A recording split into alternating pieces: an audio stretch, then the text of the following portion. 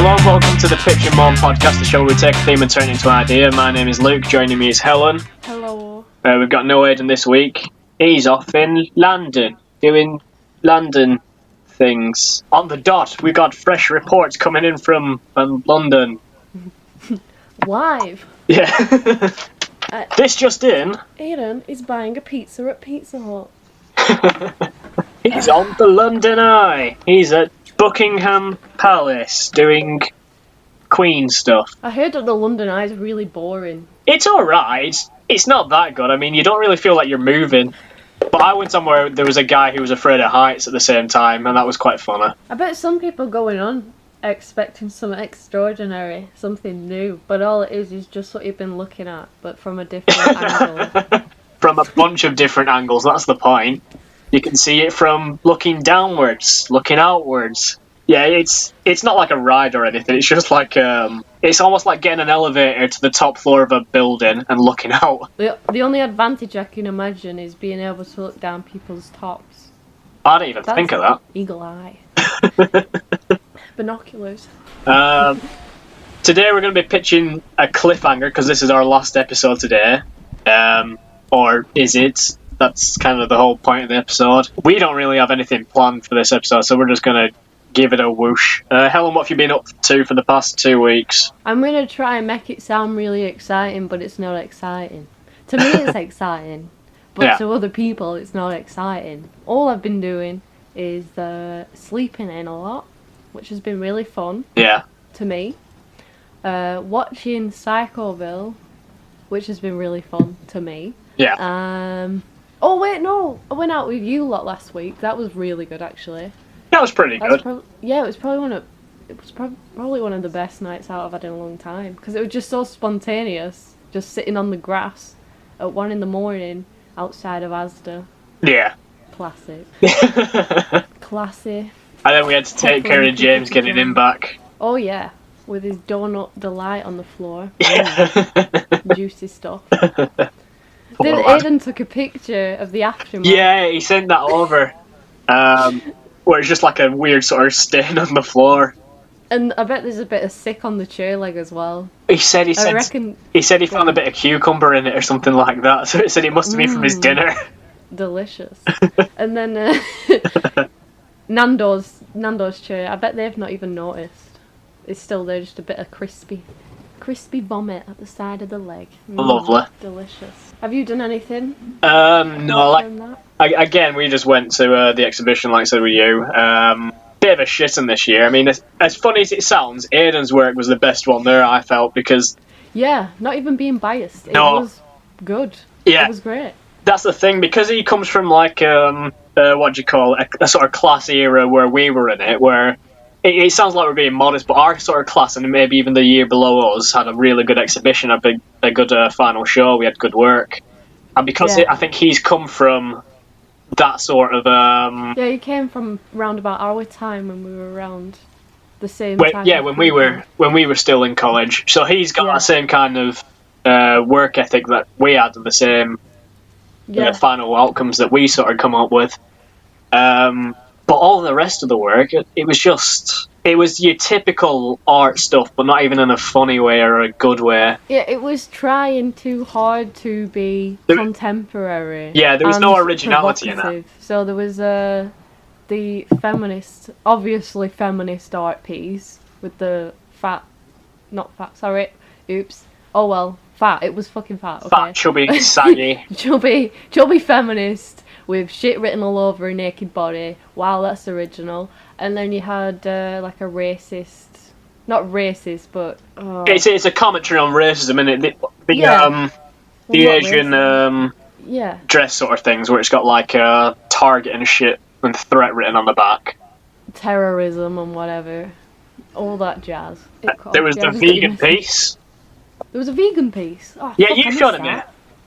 The one where it was, there were like 3 dresses, and the middle one was just like a big sausage sort of wrapped around the body. Oh, yeah.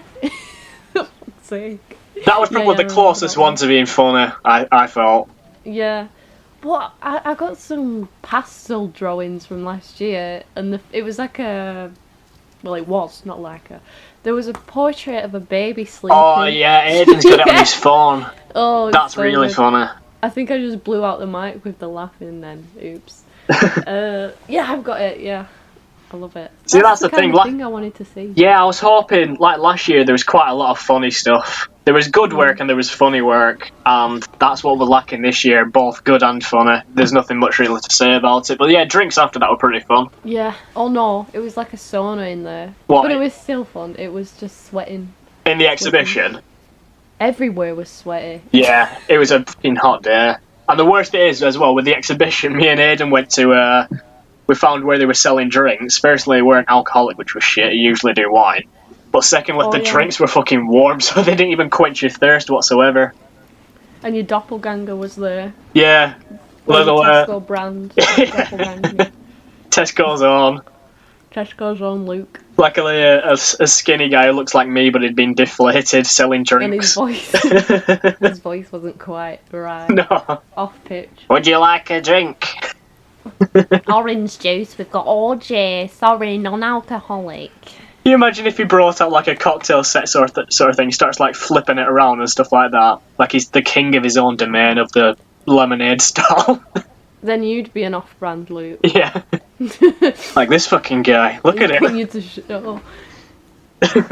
Oh wait, I went to the Grease show the week before. Oh yeah. So the work there was actually pretty good. There was a room full of... It looked like a sci-fi set. Yeah. So there was monitors everywhere with weird things on them, and everything that was there was found. So there was keyboards, circuit boards on the wall, and then they built some... Have you ever played Fallout or seen Fallout? Yeah, I've seen Fallout.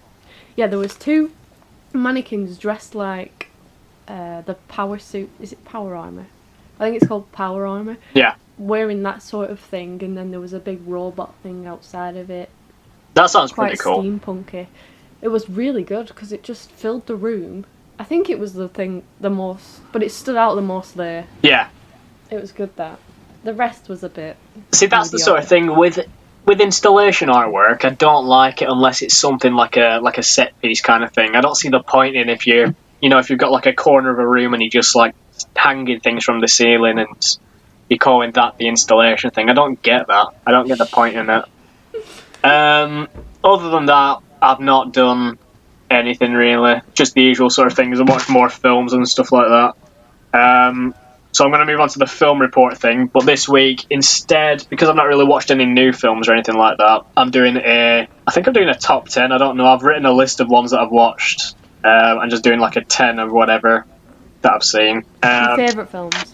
No, I think it's just ones that came out this year. Okay. So some that I've seen in the cinema, some that I've watched at home and stuff like that. So this might go on for a while, so just chirp in with any of them.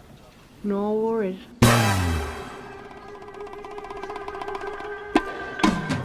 Film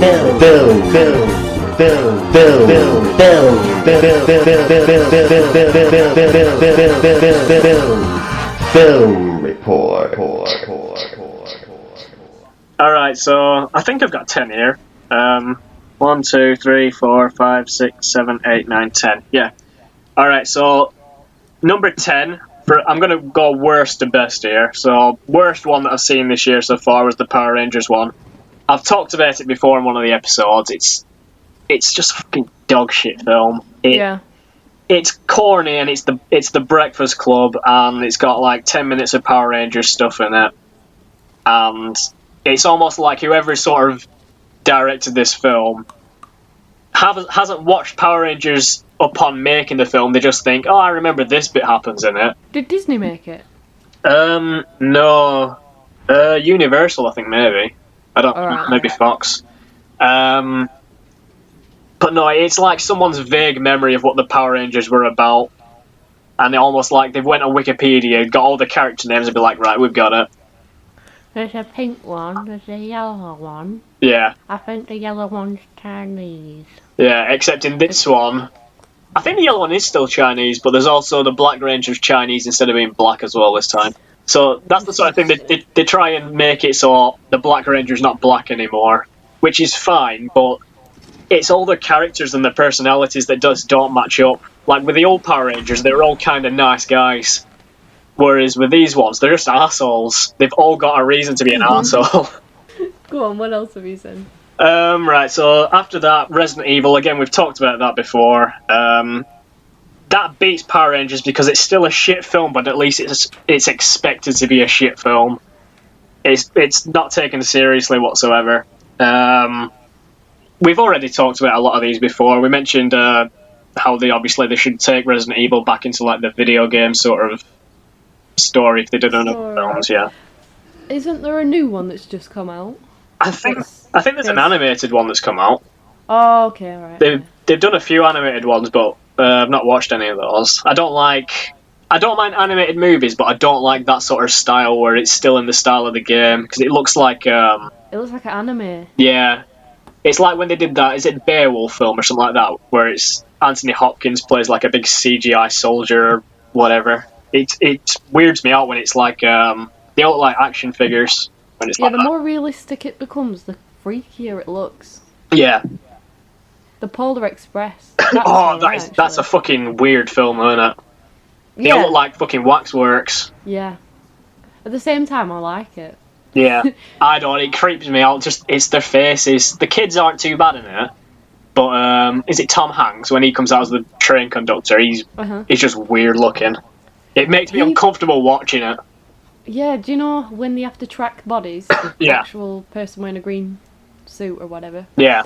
It was Tom Hanks wore it. Yeah. He did every single character. Bit weird. That is weird. You'd expect him to get a kid to do the kid. He did it. It's like when you see they did it in Rogue One recently, or not recently, it came out last year, where they've got Peter Cushing's in it, who he was in the first Star Wars, but then obviously he died in like the 80s or something. So they recreated him, and the first time you see him in a reflection, and you think, holy shit, that's pretty good. And then he turns around really slowly, and he's like, whoa, what the fuck is this? So they've tried to recreate him as a CGI. Yeah. Yeah. It's not a bad job, but it's almost like they've gone too realistic with it, and you watch it the entire time like, whoa, something's not right here. It's like those Galaxy Chocolate adverts with Audrey Hepburn and Marilyn Monroe. There's something's not right, is it? Yeah. The face looks too milky. Yeah. I don't know. Like it. Best way I can describe it. Like their face is sort of just superimposed onto a body. Those ones. Yeah. All right. So after Resident Evil, I've got Alien Covenant. Again, I talked about this with Aidan. I think it was on a week where you were off. It's a shit film. It kind of the problem with Alien Covenant is. It's a sequel to Prometheus, but it doesn't answer any of the stupid fucking questions that film sets up. Because it does like a time jump of 10 years or something like that. So you watch Prometheus and you're like, right, this isn't very good, but the next one's got to explain things. It's like, nope, nothing. And then the last 10 minutes of that, they just repeat the first Alien film. Which would be fine, but they've done it... Alien came out in like the 80s or something like that. They've done it fucking 3 decades. Yeah, we've seen this fucking Alien story so many times now, even within its own franchise, that we know what happens. Don't go near the fucking eggs. Don't crawl through vents and stuff like that. It's too predictable. Here's a new one that I can talk about recently. So my number six choice is the Lego Batman movie. So last week, me and Nicole got around to watching the Lego movie. Have you seen that at all? No. And I've been recommended it a few times, and then other people are like, "It's hyped up too much. It's not that good." I was just gonna. Haven't bothered. That's what I was gonna say, because I've heard a lot of people say, "You know what? It's actually pretty good." So we watched it, and it's not for me at all. If I was a kid, I'd probably enjoy it, but it is hyped up far too much. Everyone says like, "Oh, it's actually quite good for a Lego movie and stuff like that." It's fine, but there's a lot of jokes in it and none of them land. I'm guessing it's for kids. Yeah, I imagine if it's a kids thing, then they might enjoy it more. But I really didn't like it at all, and I've been pestering Nicole to watch it for ages because I've heard good things about it, and it's got quite a good cast for it, like Chris Pratt and Nick Offerman's in it and stuff like that. But it's no good. Like the jokes are stuff like Batman sings death metal songs about darkness and stuff like that, and that's a joke that goes on for like a minute or two. So yeah, like I said, if you were a kid watching it, I can imagine it's good, but I couldn't get into it at all. So then, because for whatever reason I hated the first one enough, I wanted to watch the second one, Lego Batman movie. That's slightly better, but again, it's the same stuff. It's just jokes that don't land, and I think it's only about an hour and a half for the film or something like that. But towards the last half hour, it just drags out. So I ended up just doing paperwork instead whilst it were on. It's like I said, it's slightly better, but I couldn't get into it. Yeah. What have we got? Number 5, 5, 6. What fucking number am I up to? I've got a list here, but I've not numbered them, so I'm so confused. This is either 5 or 6. Fast and Furious 8, 9, whatever the latest one were. I don't know. Yeah. It's a fine film. This is where we're getting into sort of the okay section of the films of this year. It's the same as the others. It's not quite as good as the last one, but it's Vin Diesel crashing cars and shit. Mm-hmm. I've never watched them. You should watch. I don't know whether I should. They're worth watching. I mean, the first... Which ones should I watch? Because I'll write it down now. They get good from about 5 upwards. So that's maybe like 3 good films or something like that. They're really ridiculous, but if you watch them from the start, or watch them in the sort of timeline order, because for some reason 3 fits in after 7, I think, or something like that. If you just watch it from the start, and then do the thing where you just imagine Vin Diesel's a robot, and then it's brilliant through. I'm going to leave a little note saying that's how I remember. Vin Diesel equals cyborg. There we go. I watched a really dumb thing the other day on YouTube, which was a guy does a 3D printing thing of Vin Diesel, but as a ham sandwich. What the fuck? Like he gets a template online of a little Vin Diesel bust, and he laser cuts each section of ham, and then sort of assembles it together to make like a little Vin Diesel statue of ham. Yeah, that was it really. 3D printed a Vin Diesel of the ham sandwich. I do want a 3D printer. I've been looking at them. Do you remember that whole scare? And they're like, no, we can't release them to the public. Everyone will start printing guns. Was that what the thing was? I thought it was once they were already out. It's like people are printing guns. Probably, but that's not the first thing I'd print. Oh god, no! I'd print absolutely everything. Oh yeah. I'd print things for things that I don't need, like cup holders and stuff like that. Yeah.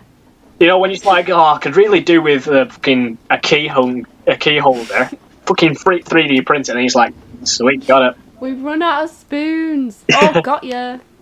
Just wait 3 hours and we'll get a new one. Made out of plastic.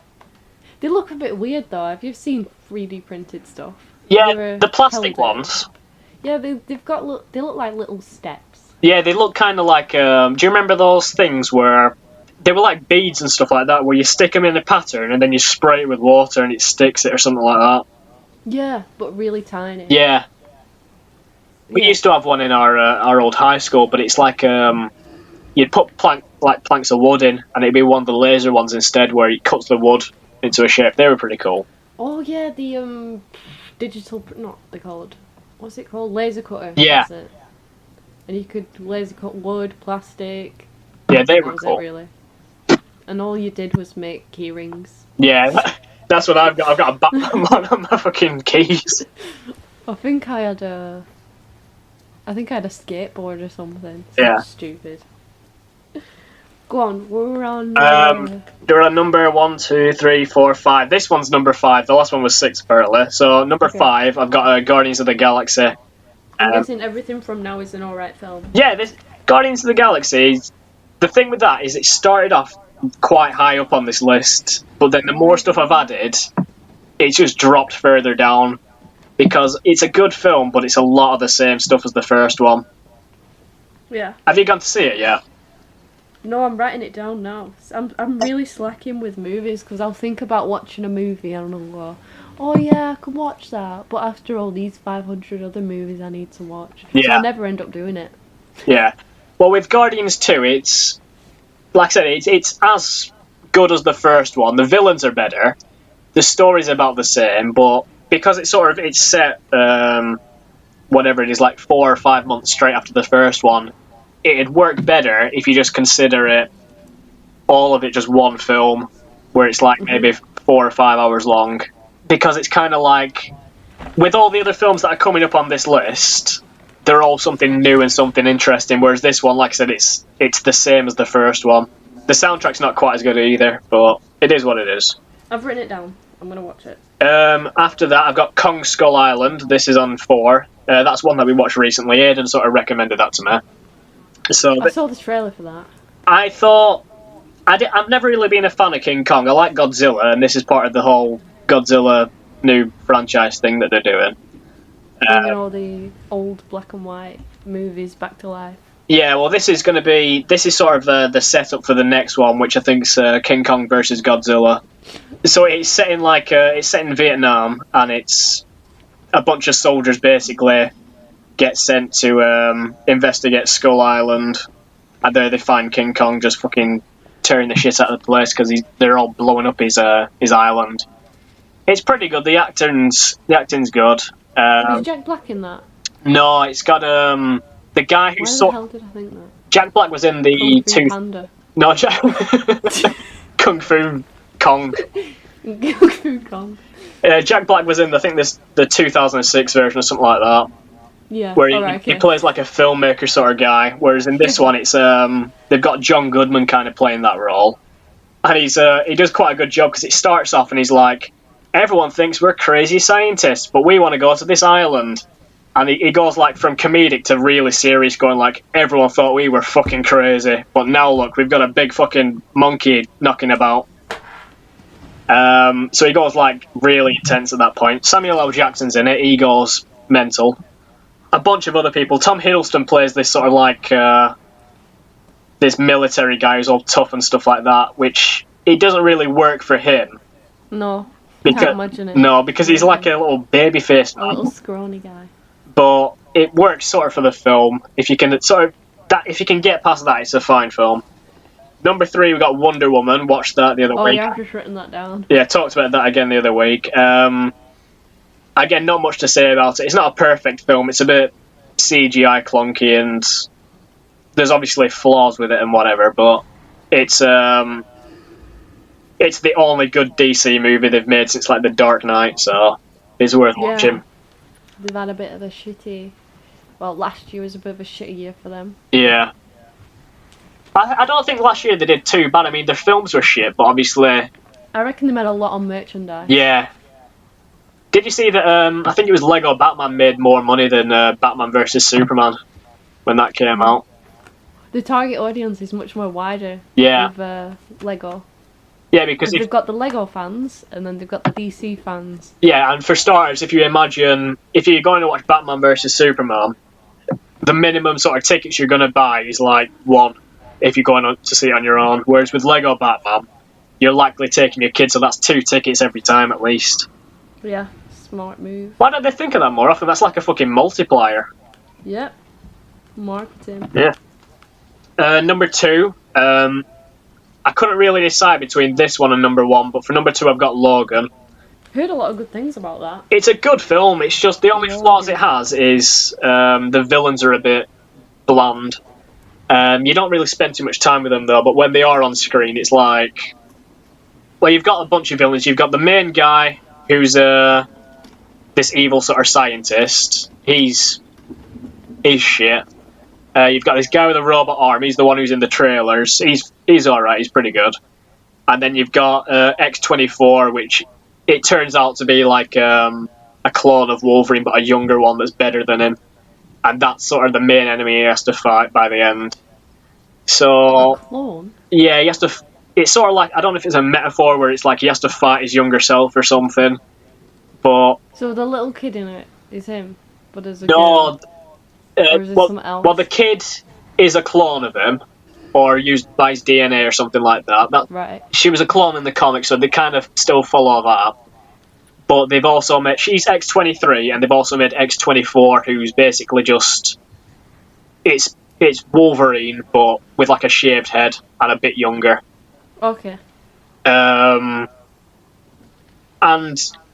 It doesn't really hurt the film, but if they would have had like Sabretooth or someone instead, or Dakin, it would have been a better reveal. Instead, it's just like Wolverine has to fight Wolverine. It's a bit of a shit turn on who his villain's going to be for the film. Yeah. Aside from that, it's good. I thought it looked like an apocalyptic style film, and I thought it was a bit strange because it's more of a superhero thing. Yeah. Rather than survival or whatever. But that's what it looked like to me, so I thought that looks pretty good. Well, it kind of is and it kind of isn't. It's sort of like all the mutants have been wiped out through some kind of a virus or something, and the only ones that are still alive is Wolverine and Professor X, and then they stumble across this kid who's also a mutant. Oh, so it is rather... Well, it is a survival. Yeah, it's a survival one, but it's sort of like... I think there's a bit where in the middle where they go into Las Vegas, and I think that's still got a lot of humans around, but all the mutants are gone. And he just... It looks sort of apocalyptic because he spends most of his time living in like this bunker in like New Mexico or something, so that no one finds him. Yeah, I'm gonna see that. It's pretty good. If you watch it, like within the first 5 minutes, it sort of sets the tone of the film where he cuts the shit out of a bunch of guys, and it's sort of like I've heard a lot of people when it came out, a lot of kids being like, "Oh, I'm gonna go watch that," and it's within the first 5 minutes where you're like, "Yeah, this isn't a kids' film anymore." I saw a post where it was about Wolverine, and if he holds his hand the wrong way, his claws come out the palm of his hand instead of his knuckles. I don't know about that. I don't know if that's true. Probably in the comics. Yeah, I have no the idea. comics will make up loads of stuff like that. It'll be like, if he's handcuffed or something, it's like, the funny thing you didn't know about these claws, they come out this way sometimes. That's always comics for fucking It electric. depends who writes it Yeah. as well, doesn't it? So they're always changing. It's whenever someone gets written into a corner, it's like, shit, how do we get out of this? Well, let's just invent a new power for them. Like Doctor Who. Yeah. Coming up with a solution at the last second. Exactly. Or Spider-Man does it all the time. He always falls fucking ass backwards into a solution. Mm-hmm. It's like he'll be trapped by a villain and it'll be like, there just happens to be a kitchen sink hanging above their head. Perfect. Yeah, when he goes... I was watching Amazing Spider-Man 2 again the other day. Ugh. And do you know when what the fuck is his name? Oh, what's his name? Which one? I'll be able to... The villain in it. Which one? There's 3. The Electro. Electro. Is it Electro? Yeah. Electro, I just fucking said it. Electro, when they're in town and he electrocutes the floor or something, and then it travels up the banister Yeah. when they're running up the stairs, and it all goes in slow motion, and he gets a solution within seconds. Yeah. Where he just puts his finger on the web shooters and it just separates onto it, and it didn't make sense to me. No one comes up with a solution that fast. No. They'd fucking die. It's a shit film, that one, as well. I can't even remember the plot of it. It's something like his friend's dying of, like, goblin AIDS or something like that, and he's like, your blood's gonna help me. He's like, nah, you'll be right, won't you? Yeah, I don't get that. I'd do it. Like, there you go. I know. One sample of it. It's almost like he's worried that his mate's gonna get the same powers he has, which, fucking, what's wrong Why with would that? you worry about that? Yeah. He's your mate. And then when he offers him money as well, like, take that shit, you're Yeah. poor as fuck, Peter. And I like the suit in that film though. Yeah, that's the best suit they've I had so love far. the suit. It's perfect. I think it's better than the Homecoming one. Yeah. It just looks like I don't know. Yeah, Blah blah blah. Well, I like how it moves as well. It's sort of like all baggy on him. Yeah. Whenever he does like a flip, you see all creases and stuff. Whereas with the old ones, it used to be like fitting everywhere. There are parts of that movie I like. Yeah. When Gwen falls and maybe dies. I'm not going to spoil it. Yeah. Maybe dies. I think to spoil it now, it came out like fucking she 4 or dies. 5 years ago. And it's in the comics, so she dies. Did you ever see any of the or hear any of the deleted scenes that were from that film? No? Oh, they're so fucked up. There's one where when he goes to Gwen's grave, his dad shows up and he's like, "Who are you? What are you doing here?" It's like, "Peter, I'm your dad." It's like, "What? You can't be my dad. My dad's dead." He's like, "No, I'm here." Well, I want to see that. And they have an argument and then they hug. So there's that. And then there's another bit where it's something like they've got Norman Osborn's head in a jar and it opens its eyes or something like that. Ooh. I've got them. Oh, yeah, I can see it. It's fucking weird. I'll watch that after. So anyway, last one, number 1 film. Again, I mentioned it last episode, I think, which was Get Out. put that before Logan just because. I had a hiccup. They're both good films, but with Get Out, I mean, me and Nicole watched it. We spent every maybe 10 minutes being like, this is going to be the plot of the film. And every time we were wrong.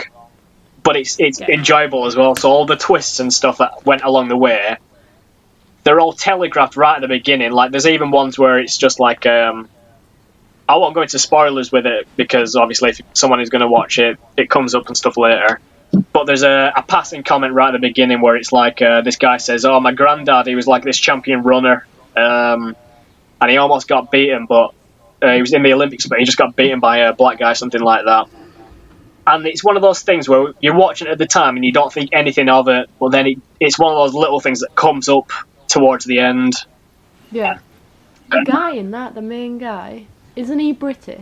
Yeah, he was I've seen him in summer. I've seen him in Psychoville. He was in Black Mirror, I think, as well. Yeah. That's where I saw him from. I'm going to check now, 1 minute. IMDb. I'm pretty sure he's British, but his American accent's pretty good.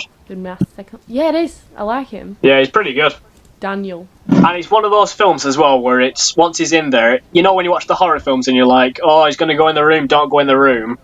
Yeah. This guy spends the entire time being like, I got to get the fuck out of here, things aren't right. And it's just like his girlfriend who's like, no, don't worry, it's just my family, they're fine. So you kind of root for the guy because he's actually thinking with common sense, unlike most horror films. I'm just going to check if he's in that show that I watched. Alright. Yeah, he is. He is. That's it for my film list. Before we get onto pitches, do you have any favourite cliffhangers in movies or games or TV or what? Favourite cliffhangers? I don't. Most of the time, just cliffhangers really piss me off. I was going to say that. We'll get into that first then. What do you think of cliffhangers in general? Do you think they're a good thing, or do you think they're crap, or what? Like you a can cop-out? just tell that they want to make a movie franchise, when they do cliffhangers. Yeah. Which kind of works, really, because there's going to be another film, so it riles up anticipation. I think it's the difference between... Well, I've got another hiccup. Alright. That was weird. Yeah. More of a grunt. There's a different sort of thing between like cliffhangers and teasers in films. So you get ones like your Marvel ones. I consider those to end in mostly teasers. Yeah. Little skits at the end. Yeah, where it obviously ends it on a cliffhanger kind of note. Where's it going to go from here? But it is more just setting it up for the sequel. Whereas I think with cliffhangers are typically, if they're done at all, they're done right. You know, you take one like The Italian Job, which I've got for like my favourite cliffhanger. They literally drive off the end of a cliff, but they're balanced out where their gold's over the end, but they're safe on the other side. You know, so if they go and grab the gold, it's going to tip them over. If they get out the lorry or whatever, they're going to get tipped over again. A literal cliffhanger. I like it. So what do they do? Do they leave the gold, or do they save themselves, or what? So I think in an example like that, that's a good example of a cliffhanger where you fill in the ending for yourself, or you don't know where it's going to go next. With ones where it just sets up another film, I don't think they work as cliffhangers. Like, have you ever seen Dracula Untold? Is that the new one? Yeah, it came out a few years ago. No, but I thought it looked a bit cheap. I don't know. It's quite cheap and stuff like that, but it ends in a cliffhanger where it's sort of like Charles Dance from Game of Thrones. He plays this this old vampire, like the original vampire. Okay. And the film ends in modern day, and he's sort of sitting in a cafe, and he watches Dracula come up to this girl and start talking to her. And then all of a sudden Charles Dance starts following him, and he's like, the game is on now, or something like that. Your whole game is weak. As if it's trying to set it up for a sequel or a franchise, but that's been completely written off. Yeah. Cloverfield Lane had a cliffhanger. Yeah, I like Cloverfield Lane.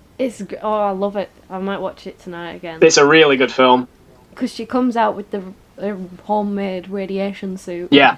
And she's out, so you don't know if she's going to actually make it to a safe point or something like that, and I just love that. Oh yeah, she goes, does she go towards the battle or something like that? Because she listens over the radio, she can either go safe or she can go fight this thing. And she either goes one way or the other, there's two. Yeah. Yeah, I like that ending. That's a fucking good ending. 28 weeks later. How does that end again? They go to France, and then on the radio, they hear over the radio that people are being attacked. Yeah. Yeah. And it pans over the city while it's doing it. Yeah. Yeah, I remember that now. I enjoy those films. They're good, aren't they? Yeah. They're really good zombie films. And then there's Kill Bill, the first one. Kill Bill doesn't really end on a cliffhanger, though, does it? Because that was intended to be one film, both of them together. Yeah. And they just, because it was too long, they just released it separately. Yeah. I don't remember it. At the end of Kill Bill, did they actually show Bill's face, or did they wait for the second film to do that?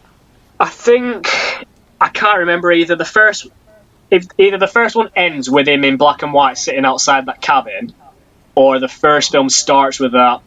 But right. I think it ends with him going like, she's going to come after you. And he's like, yeah, I know. I love that film. Which one do you prefer, Kill Bill or Kill Bill 2? Kill Bill, the first one. Someone told me that the second one was better, and I got really excited to watch it. And I thought, this isn't as good. I think I prefer the second one. Yeah, I think it's because I got myself excited to watch it that much that I was expecting more from it. When I should have just watched it without even listening to what people said about it. With the second one, I like, I can't think what it's called. I think it's Michael Madsen or something like that. He's the guy who tries to bury her. I like that sort of segment when he kills her. When she kills him, sorry. And I like the ending where she fights Bill and they just have a big talk instead. Yeah. I always remember the scene where she tries and gets out of the coffin. Yeah. Have you watched Misfits?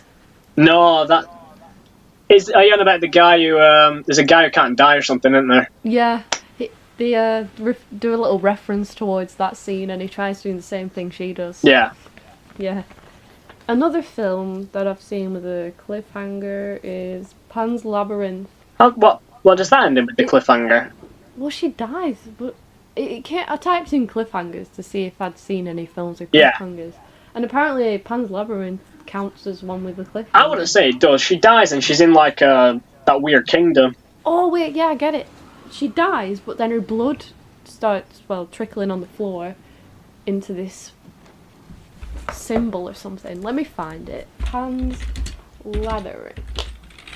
What I remember from that film, I remember she dies because she saves her little brother or something like that. And then that guy who's like her stepdad, he dies. And then she just goes to like, she's in heaven or something like that. I always imagined that the labyrinth was just in her mind. There was a baby as well. Yeah. Alright, I found something. Thoughts and evidence or whatever. 2 possibilities. Everything she sees is real. She's saved the fantasy world and lives happily as a princess. This means that everything happened exactly as presented on screen. That is the blah blah blah whatever. No, it doesn't say anything about it. Yeah, I always just figured it's all in her imagination, like she's actually dead. And then Sucker Punch is a film that tried to do that. I didn't watch Sucker Punch. How is it? A lot of people hate that film. They think but it's one of my guilty pleasures to watch. That sounds weird, not guilty pleasure. Another word. Just I like it anyway. But a lot of people hate it because it's like one big music video and it doesn't make sense. Do you know when musicians make videos that are just weird? Yeah. And you're like, what the fuck is the point in that? It's just like that. Like Suicide Squad. Yeah. So it's a bit like that. Fair enough. I've got a few examples on here. Some of them I've not seen and stuff like that. Inception, you said before you've not seen Inception. It's fine. That basically ends with, the whole plot for it is whenever he spins this, it's like a dreidel or something like that. Whenever he spins that, you can tell if he's in a dream or not. And it ends with it just keeps spinning. So you don't know if it's going to topple over or if he's still in a dream or whatever. As a cliffhanger goes, it's fine, but the film itself's overrated. American Psycho, that's on this list. That's a good film, but I've never really considered that to end in a cliffhanger. Every horror movie ever, that's what I've written down, has a cliffhanger. Yeah, because they all end in the the monster's never dead. Exactly. We watched Drag Me to Hell the other day. That's a good film.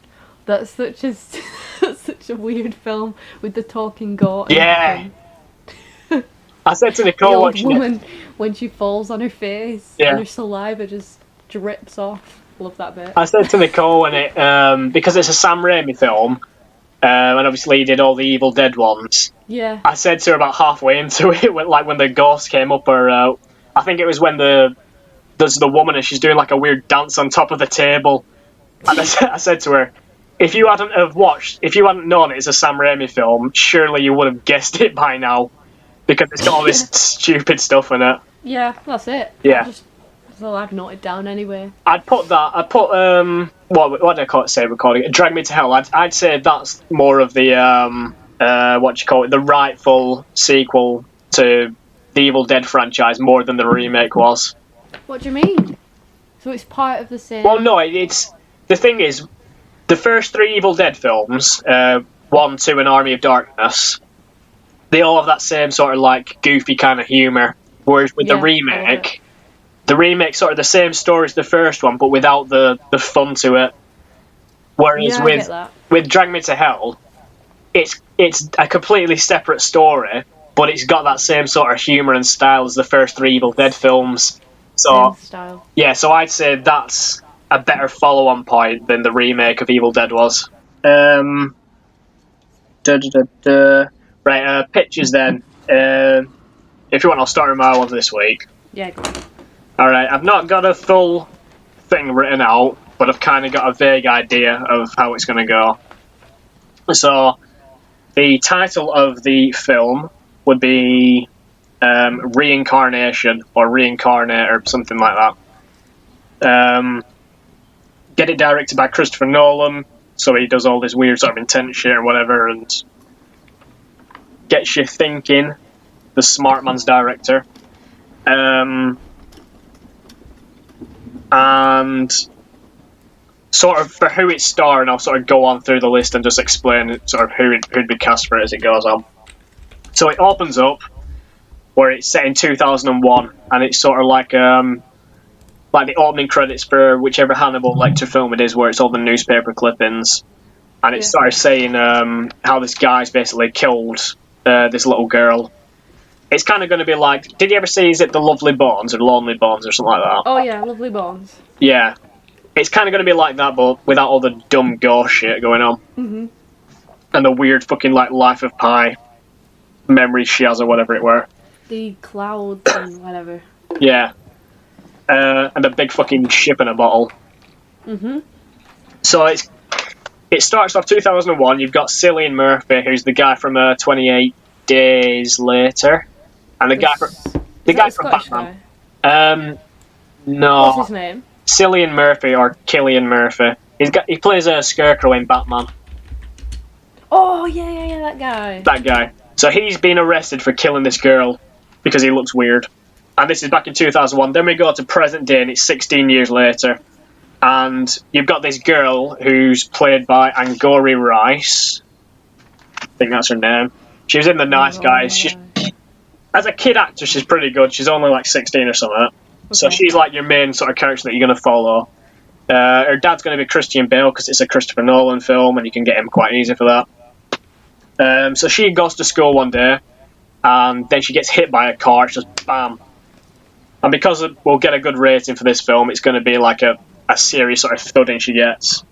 Anyway, she wakes up in hospital, and she starts getting these weird sort of like memory relapses where she's got this other girl's sort of thoughts in her head. And they think at first she goes through like in stages of amnesia where she's like, I don't remember who I am. But then it turns out that it's like, no, I'm this person. I'm the girl who died. So she keeps getting these flashbacks and memories.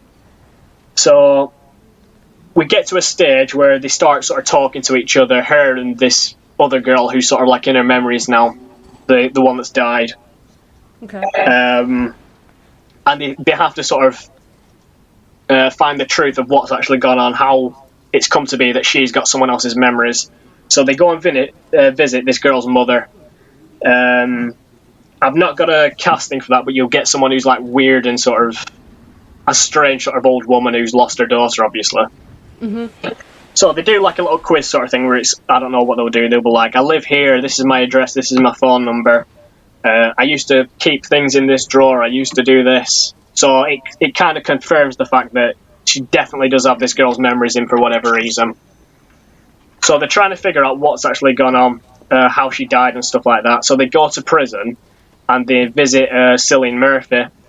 And he starts basically saying, look, I didn't do it, I've been set up, I'm innocent. And it gets to a stage where this girl believes him. It's like, right, we've got to clear your name then, because obviously you didn't kill me, someone else killed me. So he's like, right, if you go to this house, you'll find evidence that I was somewhere completely different at the time of your murder. So she goes to investigate, and she's looking through all these things, and it turns out that her dad, Christian Bale, knew Cillian Murphy.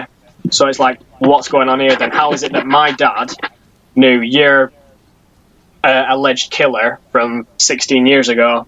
So then she starts investigating into her dad, and it turns out that he's got a second home that he's been keeping sort of from the family, and that's where he goes instead of work or something like that. I don't know, I'm sort of improvising this as I go up. So she goes to this second house, and she's like looking for answers. And as she does it, she maybe comes across like a lockbox or a safe or something like that, breaks into it. And inside there's all these pictures of like all these girls that her dad's killed and stuff like that. And he's in the photographs. And obviously all these dead girls are as well. And she's like, oh my God, I can't believe it. My dad's the killer after all. So that's why the reincarnated girl ended up going into this new girl in 2017. Because he's the real killer, and they're trying to get to the bottom of it. So it's a bit like Lovely Bones, but she is getting all these flashbacks or whatever and memories. Yeah, so that's sort of how it sets up. And like I said, throughout the entire film, you think that Cillian Murphy is likely going to be the killer, and there's going to be twists where even if you think that he's saying he's innocent, there might be odd things where it's like, well, that doesn't add up. I think he still is guilty. But then it'll throw you a curveball right at the end where it turns out her dad was the killer after all. And then just as she finds these pictures and she's in this house, her dad comes back. And then she has to... be stood behind her. That'd be creepy. Well, what happens is, I've got it where it'll end, where because she's now found out that he's the killer, she's like, oh shit, I've got to hide somewhere. So she hides in like a cupboard. But she's left maybe some evidence behind or something like that, like the safe's left open. She could maybe hide. She's left her jacket somewhere. I was thinking if she's left the safe open, like a crack, and she hides in a cupboard in the same room, then Christian Bale walks into this room, and it'd end maybe where he looks at the safe, and then you just see sort of his silhouette through the cupboard, and that'll just be where it cuts off there. Yeah. So that's where my cliffhanger bit sort of ends. I don't know if it was a good cliffhanger though, because I don't know if that's, like I said, like a cop-out of what the actual ending would be for that. It's still a good film idea though. Yeah, I think it about the work. cliffhanger. Yeah. Mine's not as good. Well, I know yours is funny, that's why I left yours for second. Oh, fuck's sake. Alright. Are we ready? Yeah, go for yours. Okay. I want to make a modern day Jesus Christ film. Right. So, he's Jesus Christ, he's having a bit of a rough time on modern day planet Earth. Struggling as a stripper. Who is got... Oh, wait. Oh my god. Do you want to start from the beginning? I feel like a kid reading out lines for a... Who is going to play Jesus? Okay. Why the fuck did I write that? Okay, so this was made months ago. Right. I've written Jared Leto. Yeah. His gay performance as the Joker may work well with a Jesus Christ. Yeah, I can see that. I also wrote a little note, a white American Jesus, because Americans are convinced he is a white man. Yeah. I don't know why. A blonde, blue-eyed man. If he was real. His stage name is The Lost Prophet, and he's also pimped out by a Palestinian drug lord named Judas. who is part of a crew called the 12 Disciples.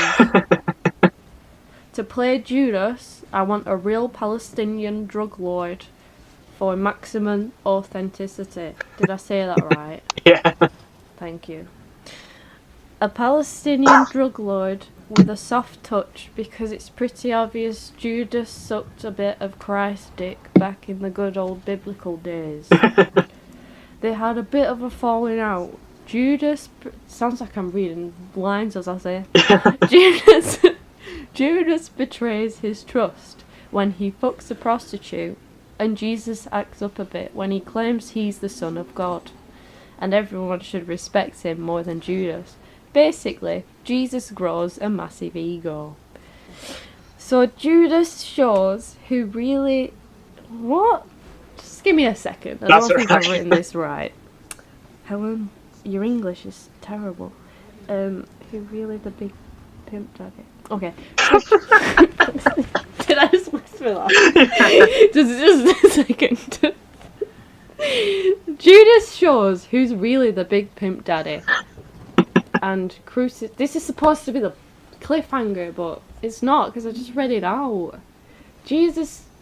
Oh, this is the worst picture out of everything. I'm fucking it up. So he crucifies Jesus on the pole, but it ends on a cliffhanger, because Jesus may rise from the dead. Basically, it's like a zombie hand coming out of a cave. I was going to say, you could have it where his eye does that quick open thing, like, done! Yeah, yeah. I want the director to be McG. Is that how you say his name? Yeah. Yeah, McG, the director of Charlie's Angels 1 and 2. That's it, that's my pitch. Okay, so let me summarise it then. So Jesus is a pole dancer. Yeah. And Judas is his pimp. Yeah. And Judas gets off with one of the prostitutes. Yeah. I don't know where that came from. There's just, there's always prostitutes knocking around. It's like GTA. Why does that cause Jesus to freak out? Oh yeah, I didn't get into the romance part. No. A romance develops between them both, Right. Keeping it diverse and whatever, get that audience interested in a bit of homoerotic sex. Oh, so it's a male prostitute. Yeah, oh no, it could be a female one, but spice it up a bit. Get a female prostitute. Fair enough. Judas is a bit greedy. I don't know. It's probably the worst pitch I've ever made. There's a lot of scribbling out. I read it out wrong. How long ago did you say you wrote this out again? You said you've been working on this for a while. It's a fanfic. There's scribbling out. There's words like pimp daddy. What else is there? Yeah. I imagine if you pitch this idea to like a board of directors sort of thing. You've got a whiteboard, and it's just got a load of bullet pointed words on it. It's like Jesus, pimp daddy. A big spider diagram. Yeah. And you're just like, come on guys, can you not see the pattern here? Clearly this is the film. How does this not make sense to you? That's like buzzwords. They'd kick me out. The security would drag me out. But yeah, Charlie's Angels, classic. This cinematography is not like that anymore. Yeah. Charlie's Angels. They made 2 of those, didn't they? Too many. I was trying to find a list of McG films. McG. What a name. Who's that guy who he did all those Russian films and no one likes him? No idea. Yuri Ball or something like that. Yuri Ball, maybe? He did all these movies like Disaster or Damage or something like that. And I can't find him. I think I've found him. Uwe Boll. U-W-E. Rampage. Rampage is like his main thing. He's got... Right, I'm just trying to find where the Rampage film starts here. So it starts in 2009 with a film called Rampage. And then later on he goes on to do 2014's Rampage Capital Punishment. And then 2016 Rampage President Down. And I remember he did a video around that time, like last year or something, where he was complaining that all these superhero movies are getting like a massive budget and stuff like that, and he doesn't have enough budget to make his Rampage films. And let's make him a GoFundMe. He probably already has one. I don't know if he's quit or something to do some weird job or something. Oh, he's been labelled the world's worst director. Or who's the other guy? Is it Tommy Wiseau or something like that? The guy who did The Room. Tommy Wiseau. Wiseau, I don't know.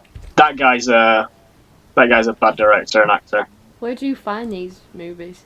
Just YouTube and stuff like that. Have you never come across The Room before? Is that with... Oh, I've seen the poster. Looks a bit weird. Yeah.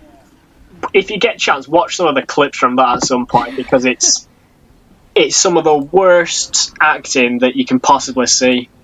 Wait, is this the film where they use clips from and take the piss out of it? Probably.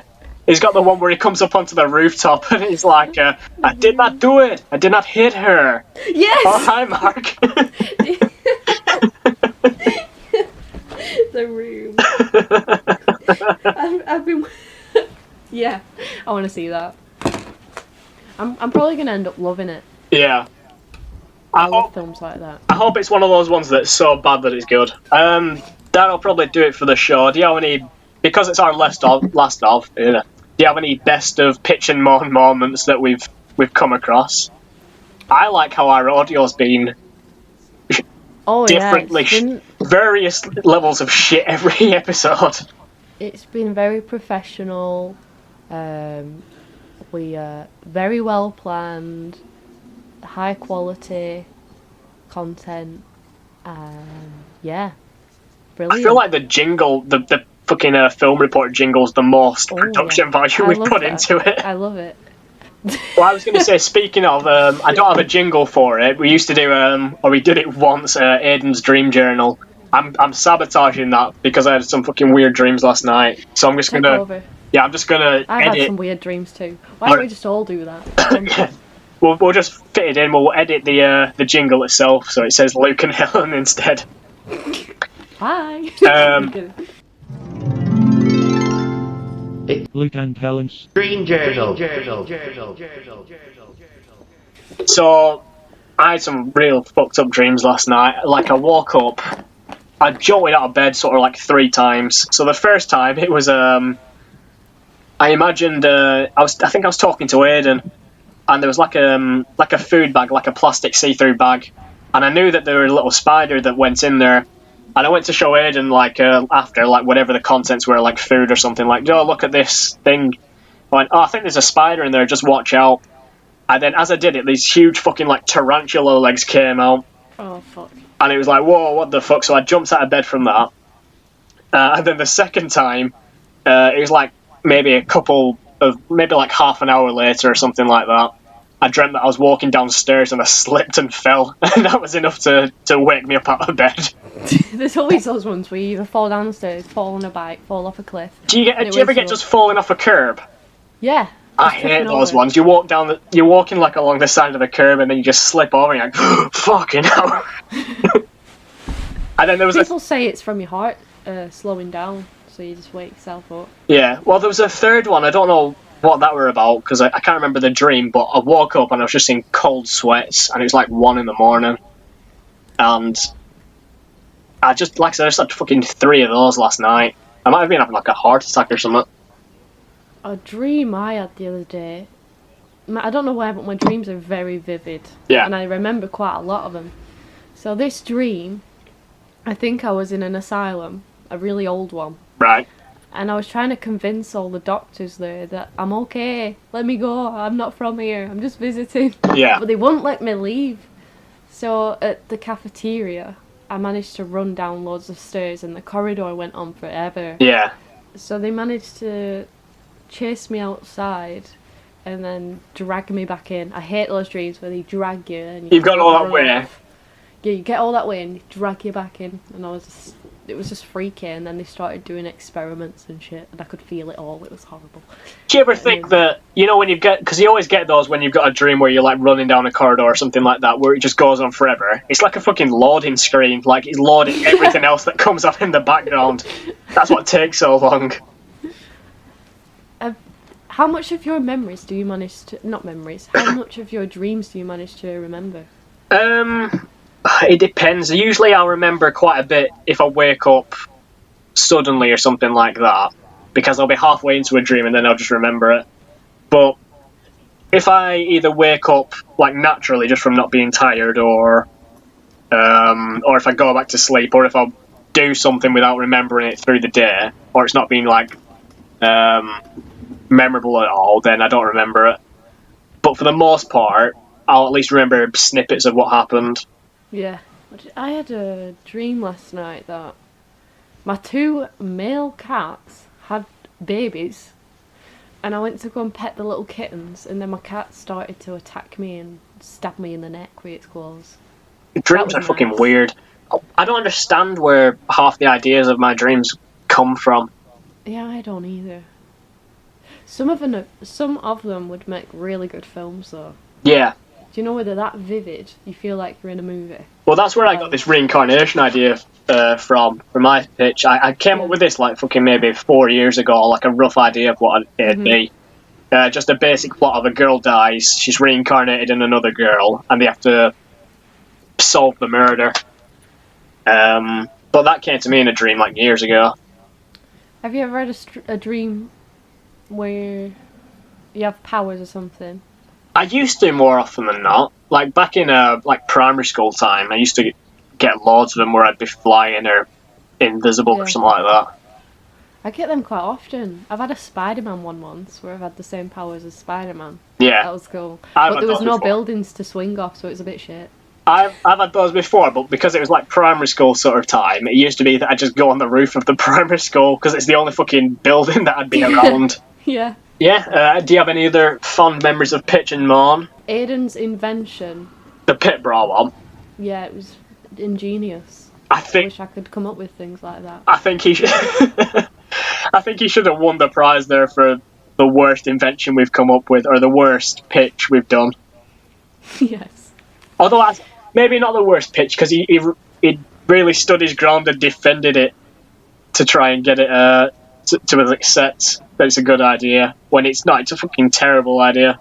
Well, if we're switching into video, we should get him to do an advert for it. Yeah.